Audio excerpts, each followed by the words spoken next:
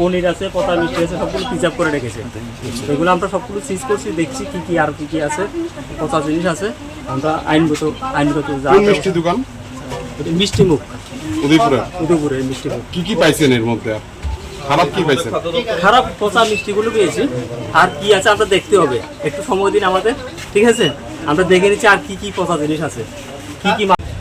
আমরা এখানে প্রথমবার এসেছি, এর আগেও ওনার দোকানে আমরা ইন্সপেকশন করেছিলাম, যা যা বলার ওনাকে বলেছিলাম। কিন্তু আজকে আসার পর ওখানে অনেকগুলো খাবার মিষ্টি নষ্ট ছিল, যেগুলো নষ্ট ছিল ওগুলো ফেলে দেওয়া হয়েছে, এবং তাই ওনাকে লাস্টবারের মতো ওয়ার্নিং দেওয়া হয়েছিল যে এগুলো খাদ্য যাতে আগামী দিনের সময় এইসব নষ্ট খাবার জমাই থাকে দোকানে যাতে না রাখে। ম্যাডাম, আগরতলা তো দেখি এই ধরনের যখন বিষয় সামনে আসে তখন মোটা অঙ্কের জরিমানা করা হয় এবং 1-2 দিনের জন্য দোকান সিল করা হয়, কিন্তু উদয়পুরে এই জিনিসটা আমরা দেখি না। আপনারা ওয়ার্নিং দেন, আপনারা নোটিশ করেন, কিন্তু এই ধরনের পদক্ষেপ আমরা উদয়পুরে কেন দেখি না?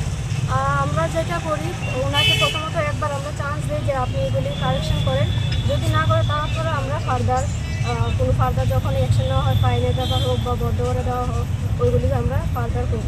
দেখা যাচ্ছে আপনারা যখন অভিযান চালান তার পরবর্তী সময় যে জিনিসগুলি থাকে, খাবারের যে সামগ্রীগুলি থাকে, সেগুলি আবার বিক্রি হচ্ছে, তাহলে এই অভিযান করার মানে কি? না, আমরা যা যা পেয়েছি ওগুলো আজকে আমরা ডিসকার্ড করেছি, আর কিছু স্যাম্পল যেগুলো নিয়ে আমাদের সন্দেহ ছিল ওগুলো থেকে আমরা স্যাম্পল কালেকশন করেছি। কোন মিষ্টি দোকানে আপনারা হানা দিয়েছেন আজকে এবং আজকে আমরা ওনার নাম কি? মিষ্টি মুখ, ওনার নাম? বাদল চন্দ্র সাহা।